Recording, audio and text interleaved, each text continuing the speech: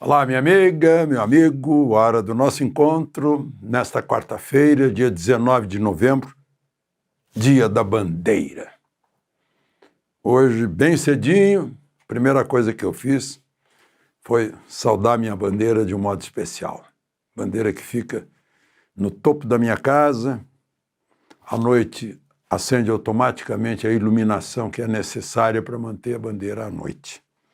19 de novembro de 1889, 4 dias depois da proclamação da República, saía uma bandeira nova.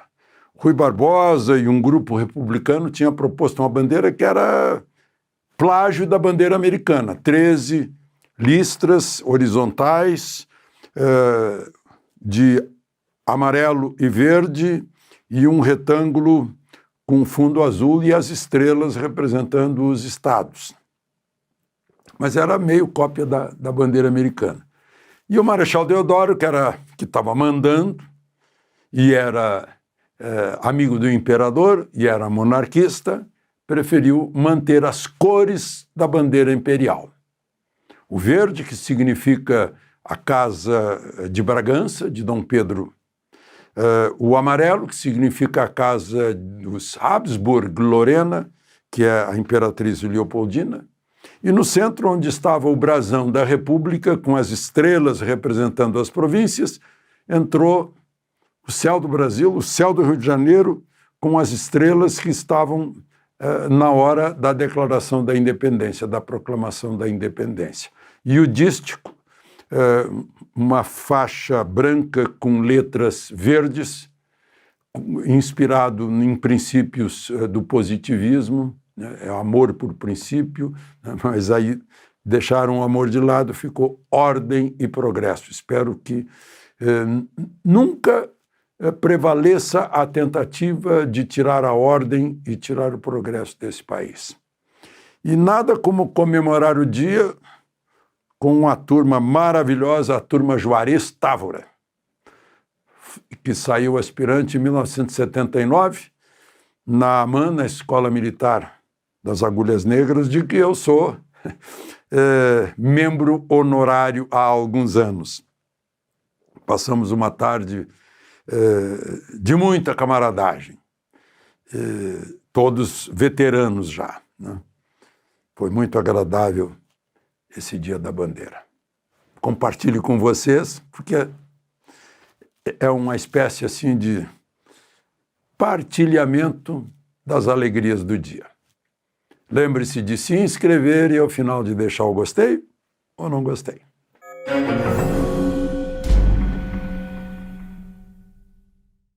Eu estou me surpreendendo com o tamanho da podridão que permitiu o Master, o Banco Master, que surgiu em 1990. Teve de tudo, né? Inclusive artistas de novela fazendo uma propaganda imensa desse banco. Estão dizendo que tem 12 milhões de pessoas prejudicadas, né? Era pagamento de uma rentabilidade impossível, né? E crédito para lá e crédito para cá. Banco Regional de Brasília, que é o banco estatal da capital do país, entrou nessa. E, pelo jeito, entrou feio. Feio mesmo. O presidente está afastado, estava nos Estados Unidos. O presidente Paulo Henrique Costa. Outros integrantes da diretoria. Ele é funcionário de carreira da Caixa e outro funcionário de carreira da Caixa foi nomeado agora pelo governador Ibanez. Mas incrível, o Banco de Brasília aportou créditos, poderia ir até 750 milhões, foi a 16 bilhões e 700. É uma coisa incrível. Eles ultrapassaram aquele fundo garantidor que é aportado pelos bancos para dar garantia ao sistema financeiro brasileiro. Ultrapassaram em muito, né? Esse fundo garantidor, eu digo ultrapassaram as cotas, fundo garantidor vai diminuir bastante para, enfim, pagar as pessoas, né, que estão lá com créditos imaginários. tem 500 e poucos funcionários, o sindicato está mostrando 515 bancários, né? A agência oficial, aquela linguagem esquerdista, diz que são 515 trabalhadores. Todos somos trabalhadores, né? E coisas, as misturas, né? Um avião de 250 milhões. Uau! Ele tinha um Gulfstream, se não me engano. A ex-mulher do ex-governador de Brasília, que foi ministra no governo Bolsonaro, da Secretaria-Geral da Presidência, foi deputada federal, era Flávia Arruda, agora é Flávia Pérez, é a mulher de um deles, do Augusto Lima, um sujeito que estava com 1.600.000 em casa, em dinheiro vivo. Ele já se retirou do banco, mas foi sócio do banco, né? E está lá envolvido nisso, né? Mais os diretores do banco, né? Tem coisas incríveis, né? A banca de advocacia que dá apoio ao Master, também está cheio de autoridade aí, de política envolvendo esse Master. Vai dar trabalho para muita gente, além da Polícia Federal. Vai dar trabalho.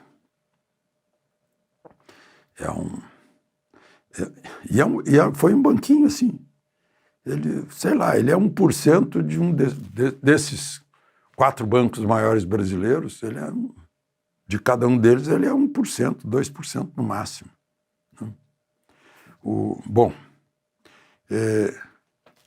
Outro assunto importante no dia, o resultado saiu depois da nossa conversa de ontem, na Câmara, o projeto de lei relatado por Guilherme Derrite, secretário de Segurança de Tarcísio, que reassumiu a sua cadeira na Câmara dos Deputados para relatar esse projeto. Uma goleada contra o governo, aprovando e mandando para o Senado esse projeto que endurece a lei contra as facções criminosas, os quadrilheiros, as ligações entre facções, né? Pode dar até 66 anos de prisão. Não tem essa história de saidinha e tal, né? Corta bastante, e corta outras vantagens, né? O sujeito, por exemplo, entra no mundo do crime para ganhar auxílio reclusão para sustentar a família, mas ele faz de propósito, porque ele não consegue sustentar a família. Essas maluquices aqui do Brasil.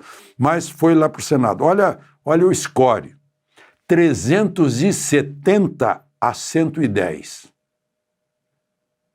Lula sabe que ele tinha lá uns 120, 140, mas do jeito que pediu, né? Só quem obedeceu ao governo foi o PT, o PSOL e o PCdoB.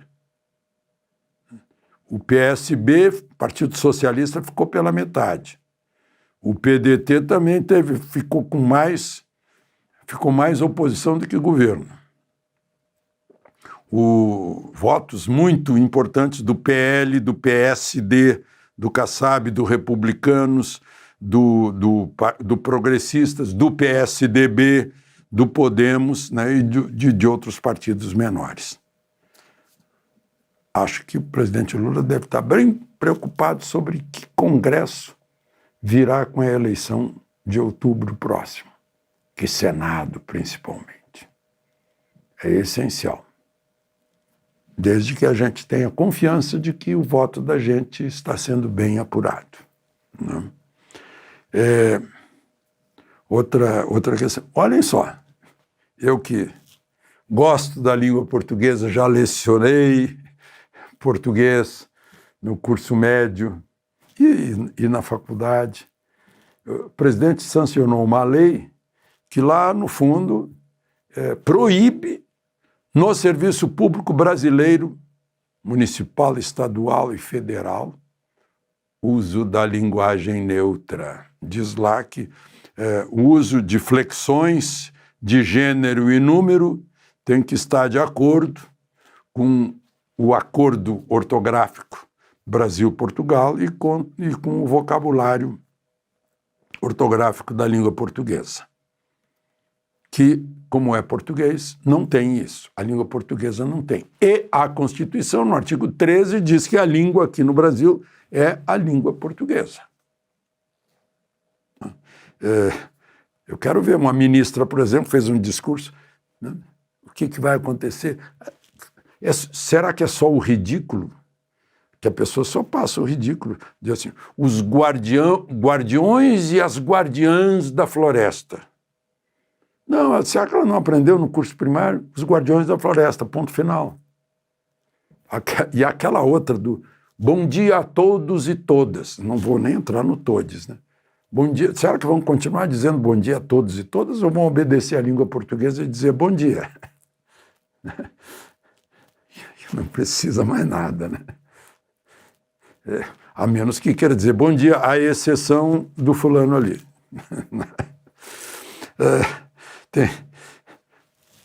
Na frente do presidente da República, no lançamento lá de uma campanha, não sei se foi do Boulos, foi contratada uma pobre cantora no hino nacional. Isso é grave, porque o hino nacional é sagrado. Desfilhos deste solo, és mãe gentil. Eu não entendi, porque depois vem mãe. Aí como é que vai concordar? Vai dizer segunda genitora ou segundo genitor? Como estava no passaporte, eu acho que não está mais. Alguém percebeu que era ridículo. Então é isso, pessoal. Só uma coisinha.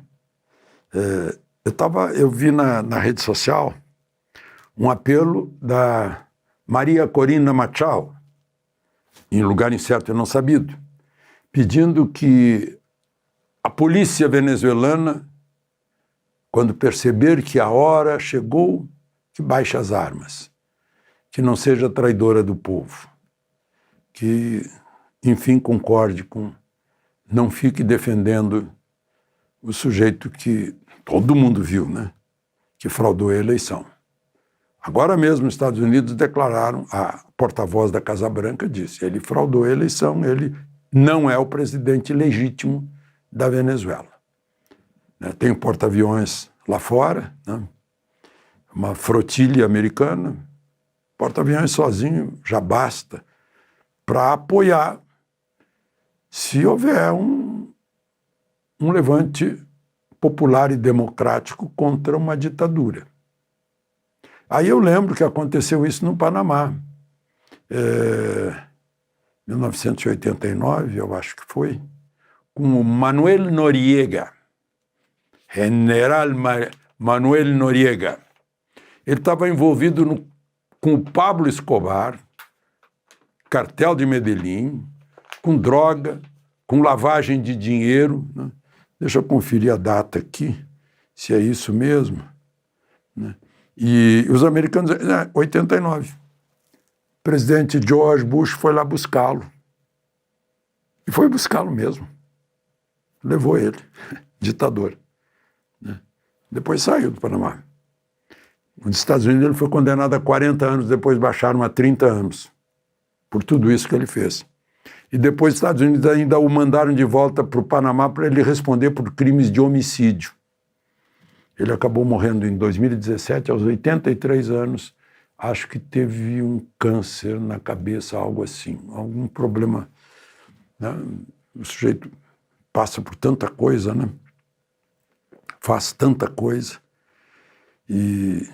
Ou seja, o Panamá de ontem pode ser a Venezuela de amanhã. De Brasília, Alexandre Garcia.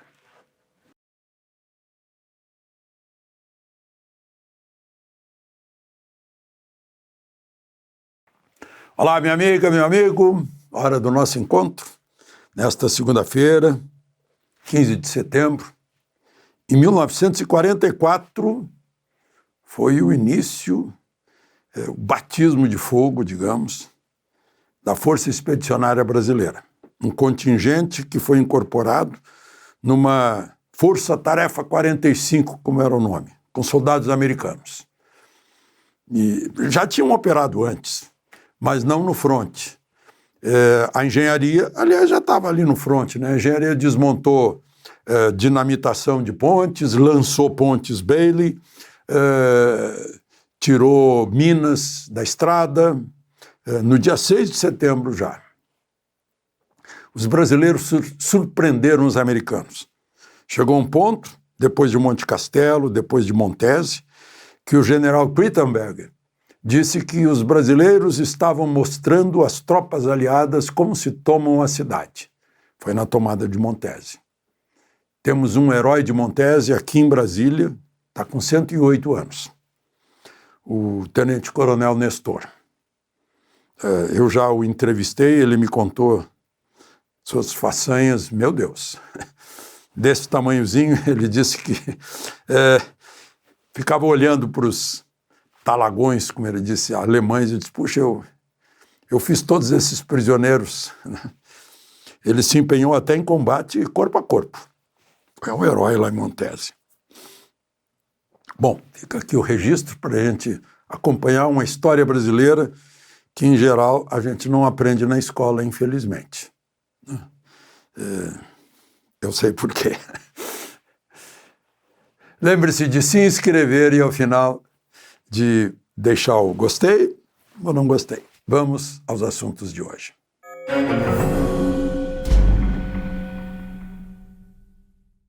Primeiríssimo assunto de hoje, eu levei um susto quando fiquei sabendo, por volta do meio-dia, que o careca do INSS, que ainda havia confirmado na manhã de hoje o depoimento na Comissão Parlamentar Mista de Inquérito, chegou perto do meio-dia, não vou mais. Opa!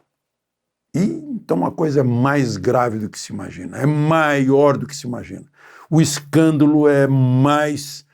Eu acho que tem coisa aí, né, porque querem esconder, mais do que Lava Jato. E, claro, porque as vítimas são milhões de idosos e de crianças com doenças gravíssimas, a ponto de serem beneficiárias da Previdência. Gente, tem muita coisa aí. Essa negativa dele na última hora, ele queria. O ministro relator, ministro André Mendonça, tinha facilitado. Olha, se ele quiser depor, vai depor. Se não quiser depor, não vai depor. Não, porque entraram com habeas corpus, não sei o quê. O advogado dele foi surpreendido. A Comissão Parlamentar de Inquérito foi surpreendida. O que há? Mais um mistério? Mais um, né? Porque o primeiro mistério, um jurista hoje me dizia, eu não encontrei nenhum motivo para estar no Supremo. E não na primeira instância, que é o juízo natural. Será que alguém não confia na primeira instância da Justiça Federal? Mas o sorteio mostrou André Mendonça, que é confiável no Supremo. E vem de um caso que vinha se arrastando, não tinha prisões, estava se arrastando. Era gigantesco, não é. 6 bilhões desviados, 2.300.000, se não me engano, ou 3.200.000, mas, bom, é uma quantidade imensa de idosos e idosas, e de criancinha com retardo mental, com problemas cerebrais, com problemas musculares, com doenças gravíssimas, cujos nomes foram usados, segundo o senador Isalci Lucas, para tirar empréstimo consignado. E a gente viu aí os automóveis Bentley, Ferrari, dos presos, dos 2 presos, mansão. Que houve? Por quê? Por que demorou tanto? Por que o ministro Toffoli pediu os 9 inquéritos para a Polícia Federal? Por quê? O que está havendo? É tão grande assim que é preciso esconder? Obviamente, o careca do INSS, o Antônio Carlos Camilo Antunes, que eu vejo como um novo Marcos Valério aí, né? Também careca. O que ele queria contar? Que na última hora não contou. Será que foi o Adélio Bispo que o ameaçou? Tá apenas fazendo um simbolismo. Eu acho isso grandioso. Claro que eu não espero que a mídia sustentada por dinheiro dos nossos impostos vá provocar alguma coisa. Aliás, vocês já perceberam, né? Por que há toda essa campanha contra a rede social? Rede social, origem do ódio, mensagem de ódio. Não, peraí, calma. Não, rede social é incontrolável. A mídia conservadora tradicional é controlável, basta estar mal das pernas, porque os anunciantes já viram que perderam a audiência, porque a informação não saía toda, está saindo na rede social, as pessoas foram para a rede social e os anunciantes também. Aí ficaram dependendo do Estado.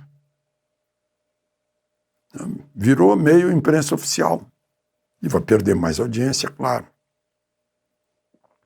A imprensa oficial não investe nisso assim, como é o gigantismo desse esquema de corrupção, que, obviamente, esse careca do INSS não é funcionário do INSS. Ele tem as contrapartes dentro do governo, dentro do Estado brasileiro. Óbvio. Bom, a propósito disso, vejam só, está na ódios nas redes, né?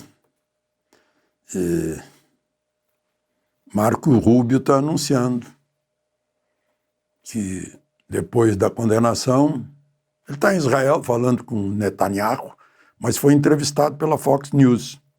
E aí perguntaram, olha, esse julgamento lá teve um voto que desmontou tudo, que era narrativa e não prova, né? E que só pode ser muito motivado pelo ódio que atribuem à rede social, porque um julgamento de condenação tem que ser motivado pelas provas. Como disse o juiz de carreira Luiz Fux, só se condena com provas. Aí o Marco Rubio disse para a Fox News, o Estado de Direito no Brasil está se desintegrando. Portanto, haverá uma resposta dos Estados Unidos. Teremos alguns anúncios na próxima semana ou logo depois sobre medidas adicionais que pretendemos tomar. A propósito, na semana que vem, tem dia 22 até dia 26, Assembleia Geral da ONU. É a 80ª. Foi criada logo depois da guerra, faz 80 anos. E a tradição é que o presidente do Brasil é que abra a Assembleia com discurso, porque o primeiro presidente da Assembleia Geral da ONU foi um brasileiro, Oswaldo Aranha, né, em cuja sessão foi criado o Estado de Israel, né, sob cuja presidência. E faltam vistos para completar a comitiva de Lula. E o Itamaraty diz que ainda não receberam os vistos. Além daqueles vistos daqueles que foram no ano passado, que acompanharam Lula. Vamos ver o que pode acontecer. Só para encerrar, Moraes mandou arquivar a notícia crime contra o senador Marcos Duval. Isso é uma proposta da Procuradoria-Geral da República. Foi um advogado que denunciou o senador por afirmar que o Supremo dá golpe branco contra a democracia. Pobre advogado, o próprio Procurador-Geral da República disse que o advogado não sabe que ele teria que encaminhar isso ou à Polícia Federal ou ao Ministério Público, e não ao Supremo. E eu acho que o advogado também é meio analfabeto. Ele ou nunca leu a Constituição. Artigo 53 diz que os deputados e senadores são não podem ser criminalizados, são inimputáveis, né? Civil e criminalmente, por quaisquer palavras. Ou ele não acredita na Constituição. Suponho que ele jurou cumprir a Constituição quando recebeu o registro da OAB. Que vexame. De Brasília, Alexandre Garcia.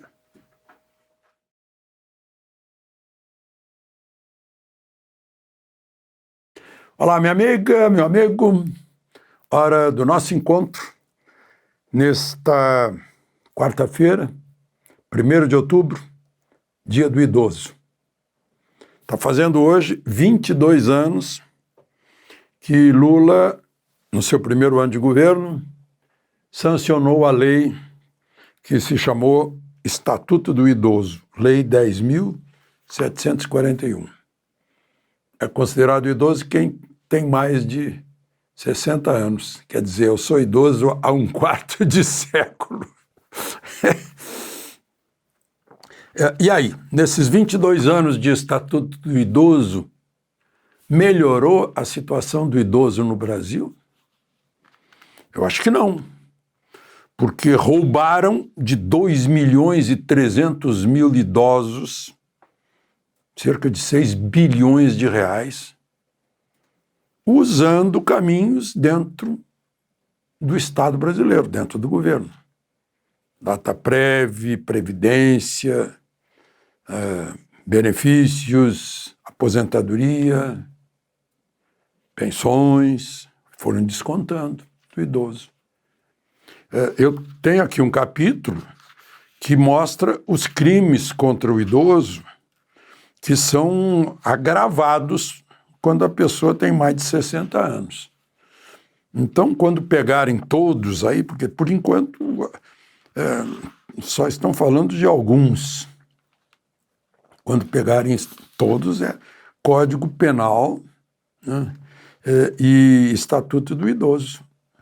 Está aqui, dos crimes em espécie, artigos 95, 96, né, humilhação, menosprezo, discriminação, pode dar 1 ano de cadeia, pode dar multa, mas depois os crimes de tapear o idoso, está cheio de gente aí usando pessoas idosas com cartão bancário, com telefonemas, olha, o senhor fez compra não sei onde, o senhor confirma? Aí a pessoa, claro, não fez, e aí leva, tá aqui, ó, vale a pena, põe aí na rede social, põe na internet, no Google, Estatuto do Idoso, dá uma lida, né? Quem tiver mais de 60. Primeira coisa que eu fiz foi ir ao Detran e pedir a vaga de estacionamento. Nem sempre a gente encontra. Bom, lembre-se de se inscrever e ao final de deixar o gostei ou não gostei.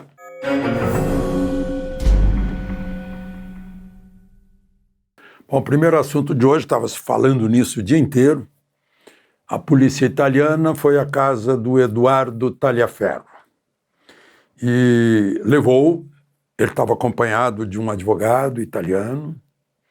Na delegacia, ele assinou um documento se comprometendo a não sair da Calábria, que é a província onde ele mora, e deixou passaporte e carteira de identidade como garantia. O ministro Moraes tinha pedido a prisão dele e extradição. Ele não foi preso. Voltou para casa lá com a mulher dele e vai aguardar agora a decisão da justiça italiana sobre se aceita ou não o restante do pedido brasileiro. Ele é acusado de violar segredos lá do TSE. Ele era o chefão daquela agência ou assessoria de combate à desinformação, e ele revelou para todo mundo como as coisas eram combatidas, como se buscavam motivos para bloquear pessoas de direita na campanha eleitoral presidencial. As pessoas dizem assim, em qualquer país sério, isso estaria nas primeiras páginas dos jornais. Tamanho o escândalo. Né? Bom, tem um outro escândalo aí que o governo está doido para faturar, porque está rendendo muita mídia, que é o metanol em bebida alcoólica. Agora se descobriu, a Polícia Paulista descobriu lá um galpão, que é a fábrica de gin, de uísque, para batizar com metanol. Uma garrafa rendia 2. Eles tinham tampas lá, que botava lacre de novo, né? Os rótulos, aquela coisa toda. E depois vendiam mais barato. E o comerciante comprava mais barato sem desconfiar. Devia ter desconfiado, né? Depois teve o desprazer de ter o seu estabelecimento com gente intoxicada. Aliás, morreram 5. Dizem que em Pernambuco morreram 3, mostrando que a origem disso é da esperteza. Provavelmente a Americana não abastecia Pernambuco. Pernambuco deve ter a sua fábrica própria, clandestina, de falsificar bebidas alcoólicas. Eu lembro, toda a vida a gente fala, né? A piada era uísque paraguaio, que no fundo não era paraguai mesmo, era de fundo de quintal aqui, que as pessoas botavam um corante, botavam um edulcorante, que é para dar o cheiro, dar o gosto, como se fosse. E não era, né? Uísque ou coisa parecida.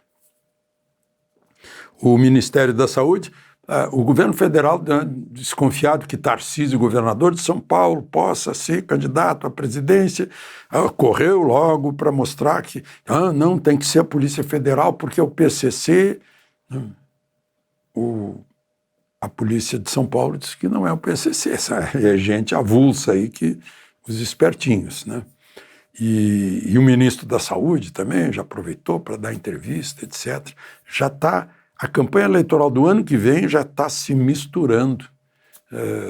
Está faltando um ano, né? Já está se misturando. É bom que a gente fique já alerta para saber o que é a campanha eleitoral e o que é fato real. A gente tem que distinguir. Agora, um fato real muito preocupante é a ideia do ministro dos Transportes, Renan Filho, filho de Renan Calheiros, acho que já foi governador de Alagoas. Eu acho que está com anteolhos, né? Ou aqueles tapadores aqui que não vê, quer dispensar autoescola para obter carteira de identidade, está apresentando como motivo que é muito cara a autoescola, e aí então as pessoas compram um carro sem carteira. Então, para facilitar, dá logo a carteira. Lá, quando eu tirei a minha carteira, eu fui à delegacia e pedi uma carteira, perguntaram, você sabe dirigir? Sei, eu tinha treinado, eu tinha lido mecânica popular daquele tempo, que vinha dos Estados Unidos, tinha saído com meus amigos, já tinha dirigido escondido quando era adolescente, já tinha tudo isso. Mas eu vejo na rua que a pessoa não sabe o que está fazendo atrás da direção, e tem autoescola.